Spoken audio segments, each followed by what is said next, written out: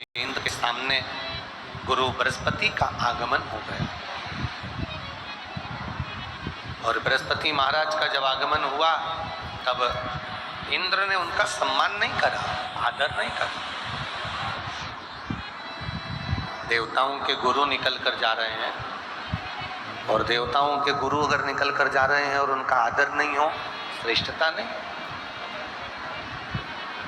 सम्मान नहीं किया। इंद्र अपने सिंहासन से, राजसी सिंहासन से, राजसी ठाट से इंद्र उठकर खड़े नहीं हुए, गुरु बाबा चले गए। अब बृहस्पति बाबा जाने के बाद में इंद्र को लगा कि अब मेरे से अपमान तो हो गया, तब करे तो करे क्या। तो विचार करा, अगर एक बृहस्पति बाबा चले गए तो मैं दूसरा देव गुरु बना लूंगा, और उन्होंने विश्वरूपा जी को गुरु बनाया। और विश्वरूपा जी को गुरु बनाया तो उनके 3 मुख थे। एक मुख से भोजन ग्रहण करना, दूसरे मुख से भोजन का भाग एकत्रित कर अपने में रखना, और तीसरे से भोजन के भाग को असुरों को प्रदान करना, राक्षसों को।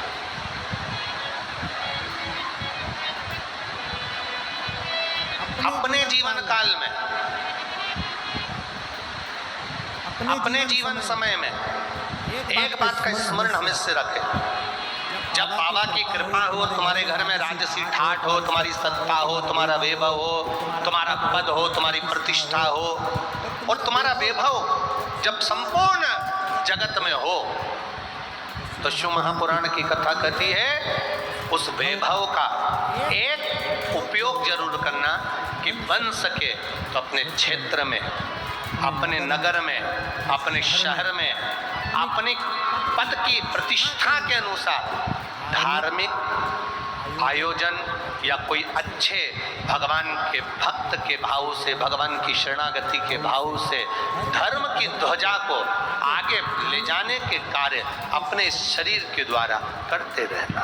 ये हमारी कथा कह रही है, शिव पुराण कह रही है। इंद्र जैसी गलती ना हो जाए। इंद्र ने बृहस्पति बाबा का अपमान कर दिया, और बृहस्पति बाबा का अपमान कर कर इंद्र पुनः दूसरे गुरु की स्थापना कर दिया कि देवताओं के गुरु अब विश्वरूपा जी रहेंगे। विश्वरूपा जी ने भाग तो ग्रहण कर लिया, भाग तो ग्रहण कर लिया, पर विश्वरूपा तो विश्वरूपा। दोनों जगह मिले हुए थे, वो देवताओं से भी मिले हुए हैं और असुरों से भी मिले हुए। तो देवताओं से तो भाग लेते थे और असुरों को दे देते थे। ऐसा कहीं कहीं का होता है। और फिर वही वाली बात आ गई, मनुष्य और मौसम, इन दोनों की राशि एक ही है, ये कभी भी बदल जाता है। इसलिए बहुत ध्यान रखना है महाराज, मनुष्य और मौसम इन दोनों की राशि एक ही है, कभी भी बदल जाते हैं। थोड़ी देर में धूप है, थोड़ी देर में पानी है, थोड़ी देर में ठंडी है, थोड़ी देर में गर्म है। उसी तरह मनुष्य भी तुरंत बदल जाता है, तुरंत। कब बदल जाए कोई भरोसा नहीं, सावधान रहिए। इंद्र ने प्रजापति विश्वरूप जी को बना। अब बन तो गए, करे क्या। इंद्र को मालूम पड़ा कि ये यहाँ से भाग लेकर असुरों को दे रहा है, राक्षसों को दे रहा है। जानकर तुरंत क्रोध में आ गए इंद्रदेव, और इंद्रदेव ने विश्वरूपा जी का सिर काट दिया। सिर कटा, ब्राह्मण हत्या माथे चढ़ गई। जब ब्राह्मण हत्या माथे चढ़ी,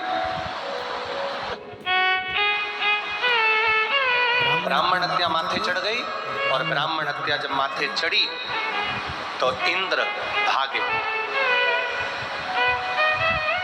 इंद्र भागे, भागते भागते इंद्र कहाँ जाए। ब्राह्मण हत्या तो पीछा न छोड़ रही। जैसे ब्राह्मण हत्या पीछा न छोड़ती है, शिव महापुराण की कथा कहती हमारे किए गए कर्म भी हमारा पीछा नहीं छोड़ते। कल कथा में कहा था कपड़े बदलना सरल है, कहीं पर भी बदल सकते हो, पर कर्म बदलना कठिन है। केवल एक महादेव ही है जो बदल सकता है, बाकी का कोई नहीं।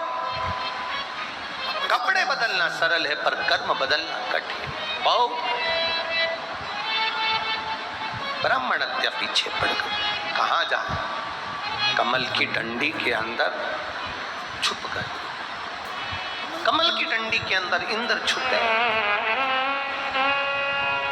देव ऋषि नारद जी का आगमन हुआ। नारद जी ने पूछ लिया क्या बात है, क्यों छुपे बैठे हो?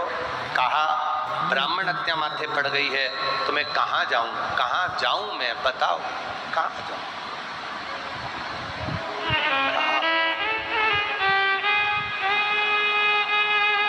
ब्राह्मण हत्या माथे पड़ी है, हाँ बांट दो इसको, ब्राह्मण हत्या को बांट दो।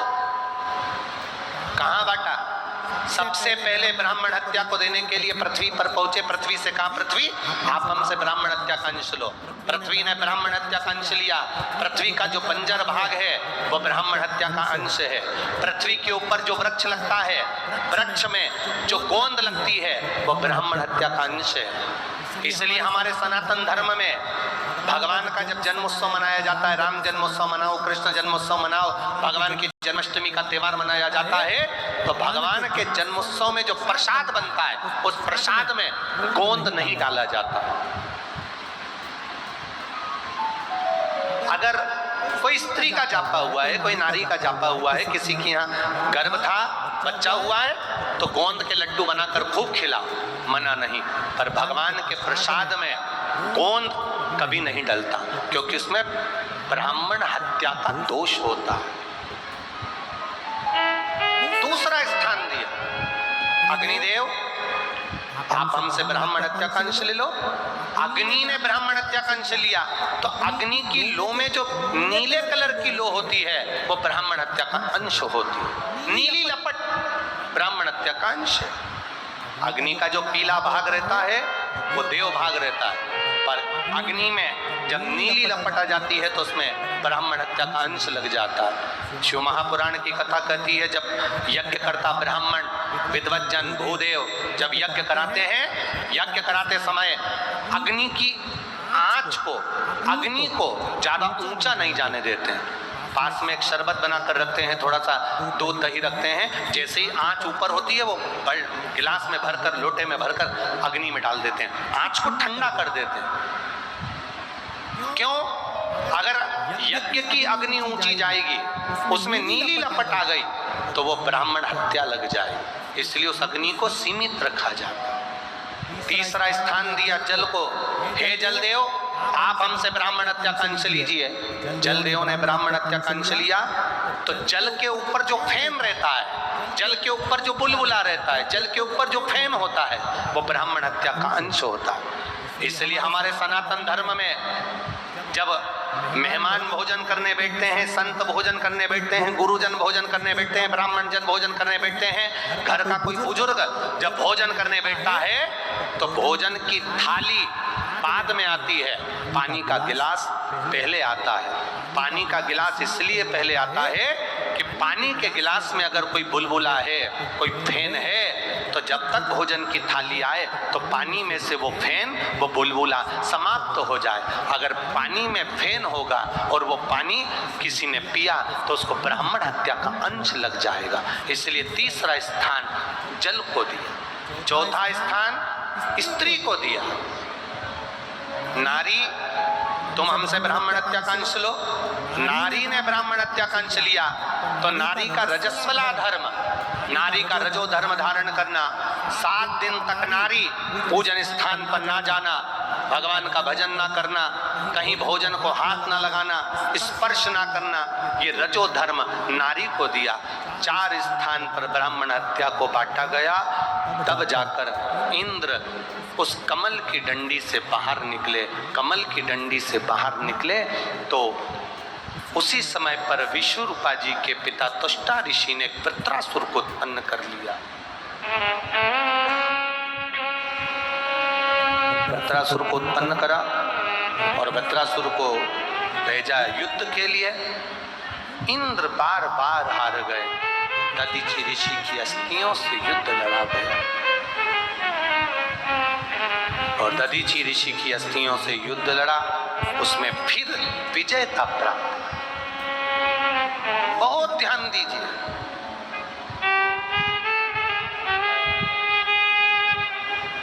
किसी युद्ध में जा रहे हो, किसी कंपटीशन में जा रहे हो, शंकर भगवान पर चढ़ी हुई एक बेलपत्र का स्मरण कर कर जाइए, एक लोटा जल चढ़ा कर जाइए, उसका फल प्राप्त हो। शिव कथा कह रही है, आगे 12 ज्योतिर्लिंग का स्मरण कराया है, भाव के साथ में सुंदर प्रसंग का स्मरण कराया। प्रथम सोमनाथ जी का वर्णन करा। तुमरुका जी ने चंचुला देवी के सामने, चंद्र को काया रोग हुआ, उस रोग से भगवान ने मुक्त किया। फिर अगला वर्णन करा है श्री मल्लिकार्जुन का। भगवान कार्तिकेय रुष्ट होकर गए, तब भगवान ने जाकर उनको मनाया, मल्लिकार्जुन के रूप में विराजमान हुए। अगला वर्णन आया है श्री महाकालेश्वर, दूषण नाम के राक्षस का संहार भगवान शिव ने किया। अगला वर्णन आया है श्री ओंकारेश्वर, विंद नामक पर्वत ने तप कर कर भगवान शिव को प्राप्त किया। फिर अगला वर्णन आया है श्री केदारेश्वर, भगवान नर नारायण के लिए केदार में जाकर प्रकट हुए। फिर अगला वर्णन भीमा शंकर का आया, कुंभकर्ण की धर्म पत्नी करकटी का पुत्र भीम, जिसका संहार शिव जी ने करा, तो शिव जी का नाम भीमा शंकर। अगला वर्णन आया है काशी विश्वनाथ, मनु शत्रुपा ने तप कर कर भगवान शंकर को प्राप्त किया। फिर अगला वर्णन आया है त्र्यंबकेश्वर का, गौतम बाबा पर गौ हत्या का दोष लगा, ब्रह्मा विष्णु महेश ने आकर दर्शन दिया तो गौ हत्या के दोष से मुक्त किया। अगला वर्णन आया है श्री वैद्यनाथ, रावण भगवान शंकर के शिवलिंग को लेकर जा रहा था, बीच में लघु शंका लगने पर संध्या तर्पण के लिए रखा, बाबा वैद्यनाथ जी के रूप में विराजमान। अगला वर्णन आया है नागेश्वर, दारूक नाम के राक्षस के संहार करने के लिए भगवान प्रकट हुए। फिर अगला वर्णन आया है श्री रामेश्वरम, भगवान राम जी ने लंका पर विजय प्राप्त करने के लिए शिवलिंग की आराधना करी। फिर वर्णन आया कृष्णेश्वर, सुधर्म नाम के ब्राह्मण की पत्नी घोषमा और सुदेहा, घोषमा और सुदेहा, जिस घोषमा और सुदेहा, घोषमा ने अपने बेटे को सुदेहा को दे दिया था अपने पति के कहने पर, और सुदेहा को दिया। सुदेहा ने उस बेटे का विवाह कर दिया। बहू आई तो मालूम पड़ा कि मेरी असली सास तो घोषमा है। उसने पूछना बंद कर दिया, पूछना बंद किया, क्रोध आ गया, बेटे के टुकड़े टुकड़े कर कर तालाब में डाल दिए। तालाब में डाले, घोषमा का नियम था शंकर भगवान के शिवलिंग की पूजन कर कर विसर्जन करने जाती थी, विसर्जन करने। आज बेटे को पाया, मन में सोचा कि मेरे बेटे को देखे बहुत दिन हो गए, आराधना करी भोलेनाथ से, बेटा मरा हुआ वापिस तैरते हुआ आया, भगवान शिव कृष्णेश्वर के रूप में विराजमान हुए। तुमरुका जी कहते हैं चंचुला देवी, ये 12 ज्योतिर्लिंग का चरित्र जो श्रवण करता है वो अपने जीवन में सुख का अनुभव करता है। चंचुला के पति प्रेत योनि से मुक्त हुए, देव योनि को प्राप्त हुए। आगे वर्णन आया, भगवान देवाधिदेव महादेव ने अपने मस्तक की बेलपत्र उतार कर शिव पोथी को समर्पित करी। भगवान शिव जी ने कहा, सुनो तुमरुका जी, कलिकाल में जहां शिव महापुराण की कथा होगी उस स्थान पर शिव कहते हैं मैं स्वयं विराजमान होऊंगा, और जहां मैं विराजमान होऊंगा वहां 33 कोटि देवी देवता भी विराजमान होंगे। ये शिव महापुराण संपूर्ण विश्व का कल्याण करने वाली, संपूर्ण जगत का उद्धार करने वाली। आज ये कथा यहाँ विराम ले रही है। आप सब जिस भाव के साथ में आए हो, भगवान देव अधिदेव महादेव आप सबकी मनोकामना पूर्ण करें। श्री प्रमोद विजयवर्गीय जी, श्री कपिल शर्मा जी, श्री अरविंद खंडेलवाल जी, श्री सत्यनारायण खंडेलवाल जी, श्री